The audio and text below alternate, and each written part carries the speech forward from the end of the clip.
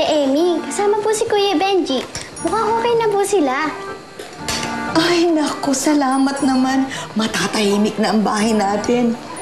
Wala nang problema sa mag-asawa. At ito namang apo ko ay nagtitino na. Naku, salamat po, Diyos ko. Salamat din ninyo ang dasal ko.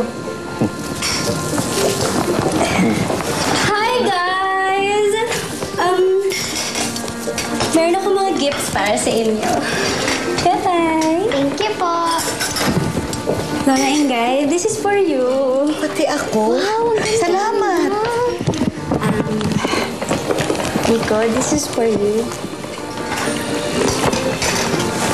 Para saan to? Basta i-open mo na lang.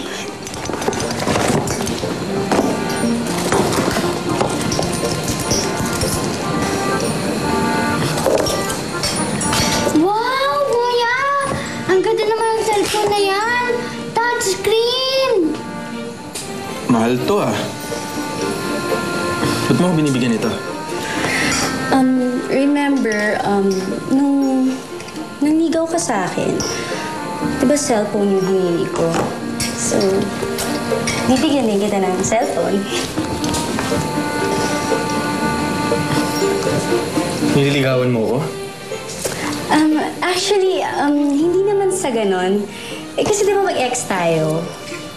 So, binabalik ko lang yan at gusto ko makipagbalikan sa'yo. Pwedeng, kausapin mo na lang kapag may desisyon ka na. Bye?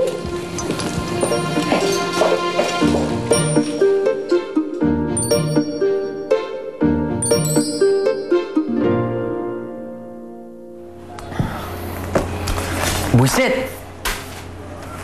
Wala bang matinong trabaho dito?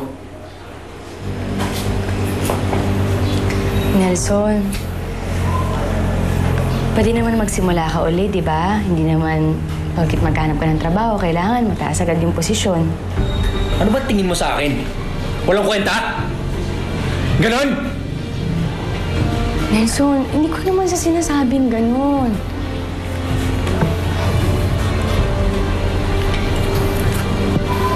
Pwede ba tayo mag-usap tungkol kay Joy? Ano naman yan?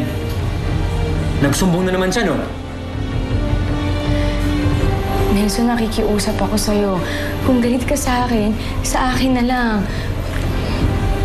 Huwag mo na idama yung anak ko. Hindi ako yung dapat mapagsabihan. Yung anak mo.